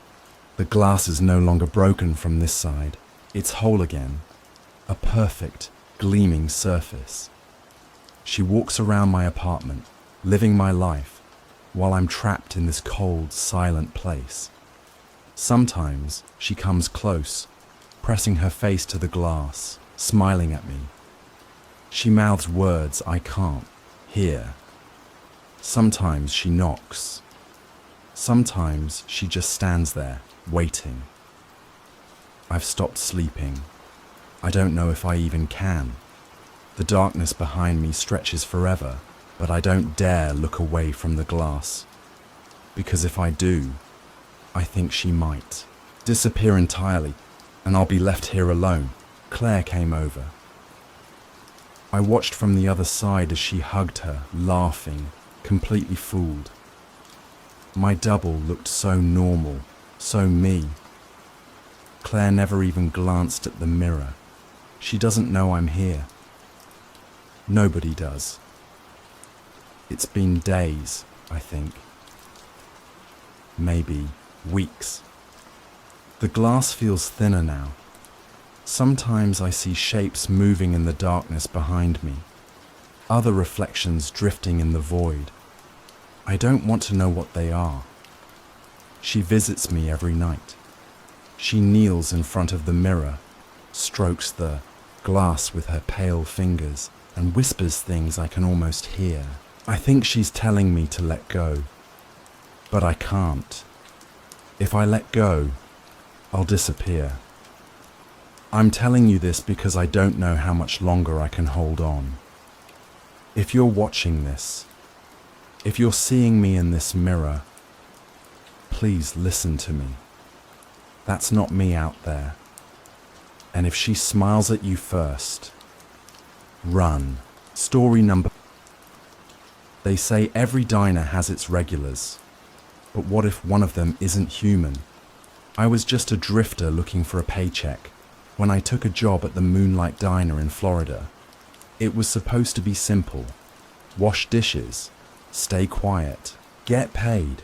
But this diner has rules, and breaking them comes with a price. There's a man who sits in booth number 6 every night at exactly 3:13 a.m., drinking black coffee and eating lemon pie. And if you make the mistake of looking at him, he'll see right through you. He'll know every secret you've tried to bury. This is a story about guilt you can't escape, about a place where the walls whisper your sins back to you, and about the night I learned that some rules exist for one reason: to keep you alive. The rain had just stopped, but the smell of wet asphalt clung to the air, thick as smoke. Neon lights buzzed overhead, flickering like a dying heart monitor, throwing green and pink streaks across the empty parking lot. I hesitated under the crooked Moonlight Diner sign, wondering if this was another mistake, one more bad decision to add to a long list. But I was broke, running from something I didn't want to name, and this was the only place that hadn't asked too many questions. Inside, the diner felt like a time capsule no one had bothered to dust off. Vinyl booths, checkerboard floors, dulled by decades of footsteps, and a jukebox in the corner that looked like it hadn't worked since the 70s. The smell of coffee and fried bacon lingered under a layer of cleaning chemicals. I rubbed my hands on my damp jeans, trying to shake the chill. Marlene, the manager, emerged from behind the counter with the stiff posture of someone who hadn't smiled in years.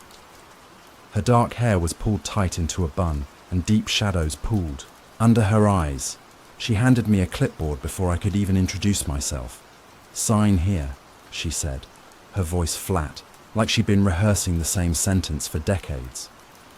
The contract wasn't a standard employment form. Sure, there was my name and social security line, but below that were rules. Strange, obsessive rules typed in neat bullet points.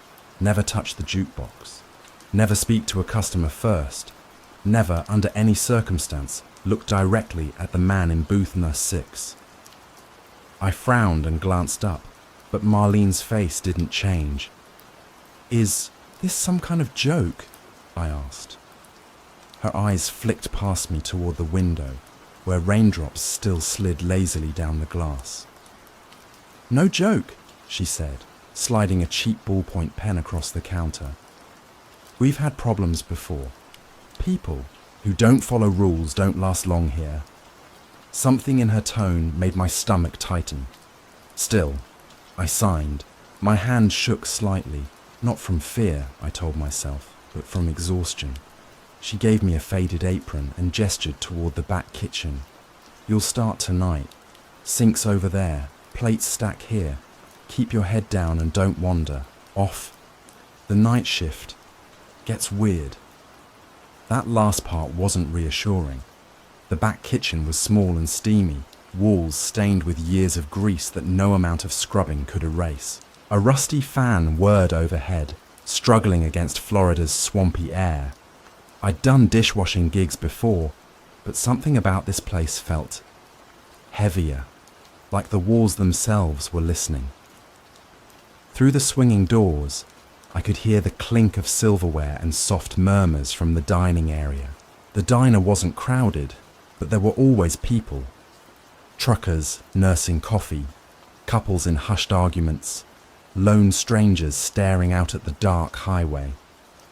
None of them looked at me, and I didn't dare look at them for long. Halfway through my first stack of greasy plates, Marlene appeared again.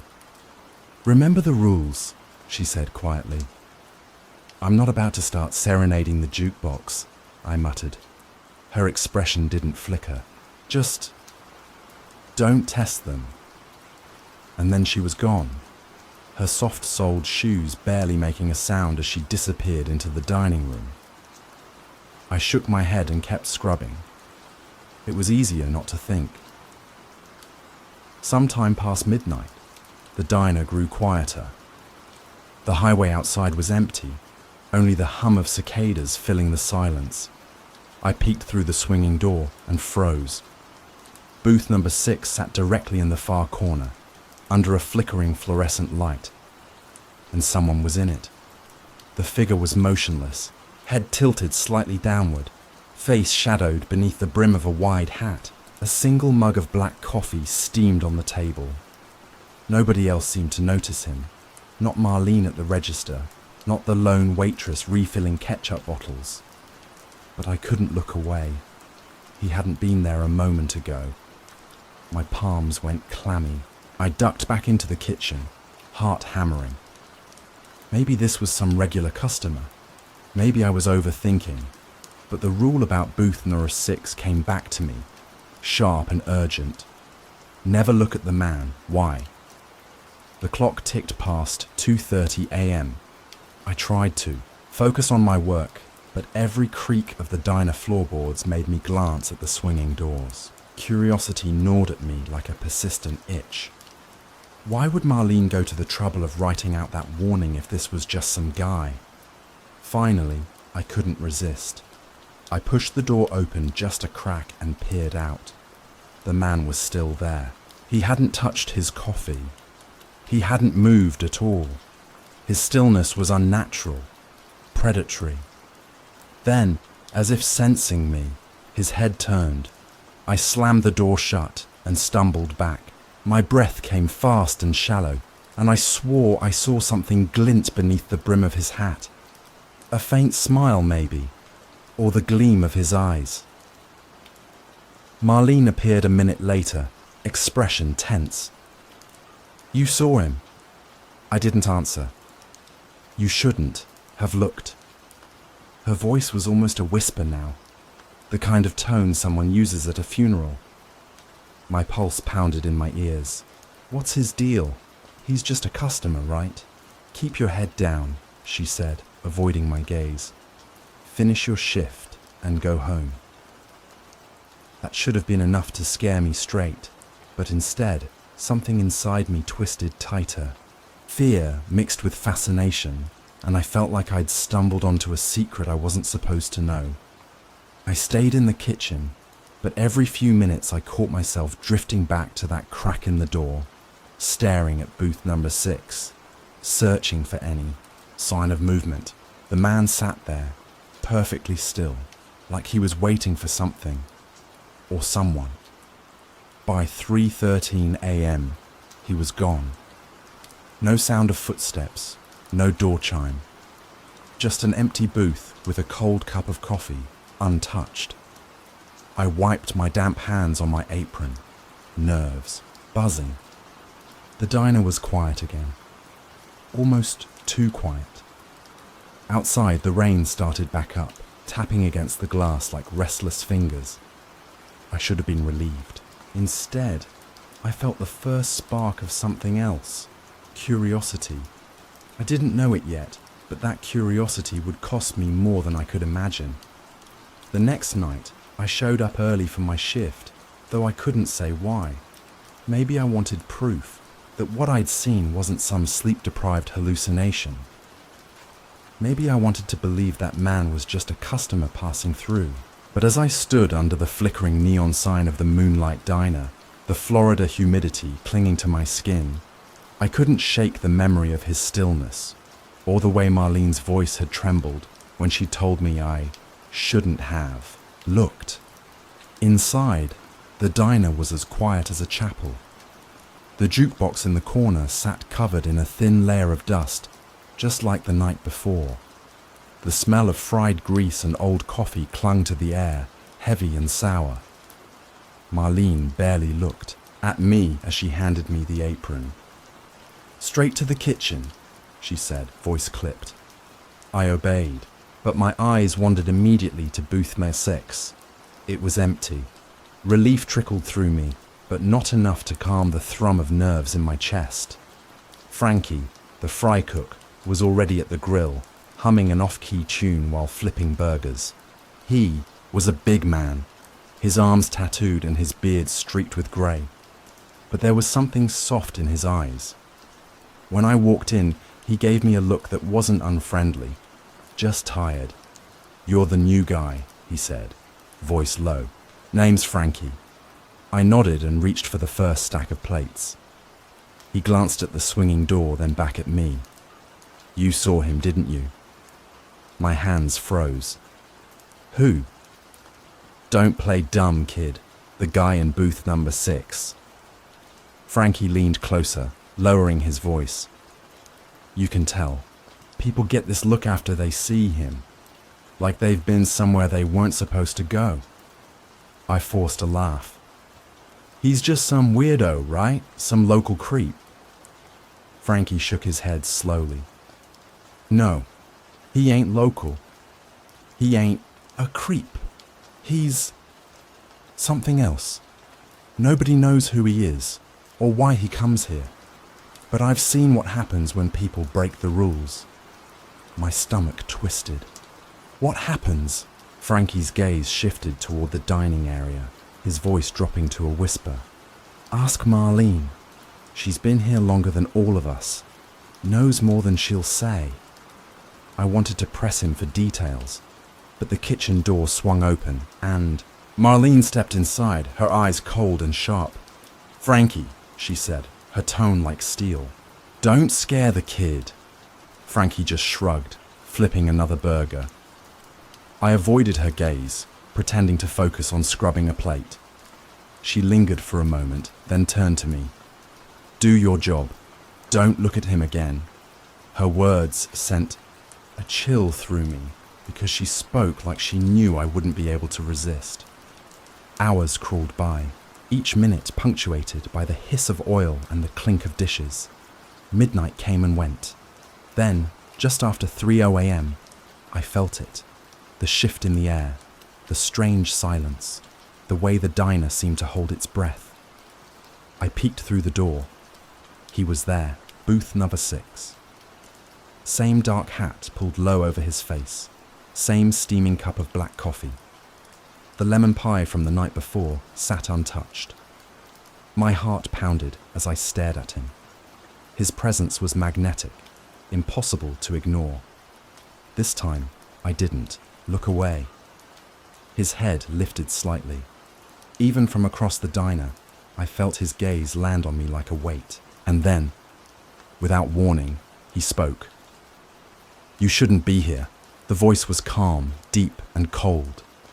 My chest tightened and I froze. "You don't know me," I managed, my voice shaking. "I know enough," he said softly. "I know what you did." My blood ran cold. Images flashed through my mind. Her face, tear-streaked and furious. The slam of a door, the sound of sirens. I'd left all of that behind. Nobody here knew. Nobody could know. "Who are you?" I whispered. He didn't answer. Instead, he reached out and ran a finger across the surface of the table. I saw it then, my name carved into the wood of booth number 6, etched deep like it had been there for years. Stumbled backward, crashing into a stack of trays. Marlene's sharp voice cut through the silence. Back to the kitchen. I turned to her, panicked. What is this? How does he... Go, she hissed. Now! Her tone was so harsh, so desperate that I obeyed without another word. Back in the kitchen, Frankie shot me a knowing look. You talked to him, didn't you? He said my name, I whispered, my hands trembling. How does he know my name? Frankie sighed, leaning against the counter. Kid, you don't get it. This place, it's not normal. People come here because they're running from something, but nothing stays buried forever. Not here. My pulse quickened. What do you mean? Frankie didn't answer. He just went back to the grill, humming that same off-key tune. The rest of the shift was torture. Every creak of the floor made me jump. I couldn't stop thinking about that voice, that calm certainty. He knew something. He knew everything.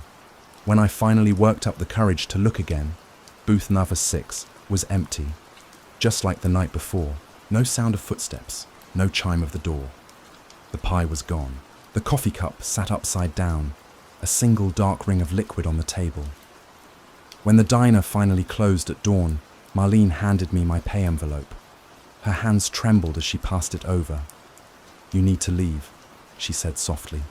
Don't come back tomorrow. Don't come back at all. Something in her voice made my stomach lurch. I can't just quit, I said. I need this job. You need to stay alive, she whispered, glancing toward the empty booth. This place, it knows things, and once it knows you, you're not safe. I opened my mouth to protest, but she was already walking away. Outside, the sky was a bruised purple, the sun barely breaking through. I climbed into my car, staring back at the diner one last time. The neon sign buzzed softly, and for a moment I swore I saw a shadow move inside booth number 6. I started the engine and drove off, but the man's voice echoed in my head, steady and cold. I know what you did, and deep down, I knew I'd be back. I didn't sleep that day. Every time I closed my eyes, I saw booth number 6, the untouched pie, the glint of his eyes beneath the brim of that hat, my name carved into the table like a warning from another life. By the time dusk fell, I was sitting in my car outside the Moonlight Diner, chain smoking and trying to convince myself to drive away. But curiosity, fear, and something darker rooted me in place. The diner's neon sign blinked against the heavy, Florida night, casting the empty lot in pink and green light. My reflection in the windshield looked like a stranger's, pale, hollow-eyed, jaw tight. Whatever was inside that diner had sunk its claws into me, and I couldn't leave. Not yet. When I finally stepped inside, Marlene was behind the counter sorting receipts. She froze when she saw me. I told you not to come back, she said softly, voice shaking just enough to make me pause. I need answers, I replied. Who is he? How does he know about me? Her lips thinned into a hard line. Some things aren't meant to be understood. Too late, I muttered, tying on my apron. I already looked. She stared at me for a long moment, then sighed and gestured toward the back kitchen. If you stay, don't talk to him again. Don't even glance that way, you hear me? I nodded, but we both knew it was a lie. Frankie barely looked at me when I entered the kitchen. He was quieter tonight, his usual humming replaced by the rhythmic scrape of his spatula. You should have listened to her, he said finally. Nobody leaves this place the same after they meet him. Some don't leave at all. What is he? I whispered. Frankie hesitated. Not what? Who? He looked at me then, his eyes heavy with something that felt like pity. He's not here to eat pie or drink coffee. He's here for people like you. People like me? The ones running. The guilty ones. His words clung to me like smoke as I washed dishes in silence. Outside the kitchen doors, the diner buzzed with late-night regulars. A trucker slumped over his coffee, a woman in sunglasses sipping tea, a teenage couple sharing fries. None of them seemed real anymore. At exactly 3:13 a.m., the shift in the air came again. The hum of conversation dulled. The buzzing neon lights faltered, and I knew, without even looking, that booth number 6 was occupied. My breath hitched. I wiped my hands on my apron and pushed the kitchen door open, just a sliver. He was there. Same hat, same stillness, same untouched pie. And though I hadn't made a sound, his head turned slowly toward me. This time, I didn't hide. I stepped out into the diner, ignoring Marlene's sharp intake of breath. She stood frozen behind the counter, her hand gripping a coffee pot, like a weapon she knew wouldn't help. I walked toward booth number 6. The man smiled faintly, motioning for me to sit. My body moved before my mind caught up, sliding into the booth across from him. Up close, he smelled faintly of rain and old wood. "You came back," he said, voice calm and deliberate. "I want answers," I managed. "You already know the answers," he replied. "You just don't want to face them." I swallowed hard, heat rising in my chest. "What are you talking about?" The man tilted his head. "The woman, the car crash. You left her there." My heart stopped. It was like a dam breaking. The memories I'd buried came rushing back. The fight, her tears, the screech of tires. I saw myself stumbling from the wreck, dazed but alive. I remembered the sound of her screaming, trapped in the driver's seat. And I remembered running until my lungs burned, leaving her to die in the twisted wreckage. "No," I whispered. "That's not... It's the truth," he said simply. The diner was silent. Even the clatter of dishes had stopped. I realized every customer was staring at me, their faces expressionless, blank.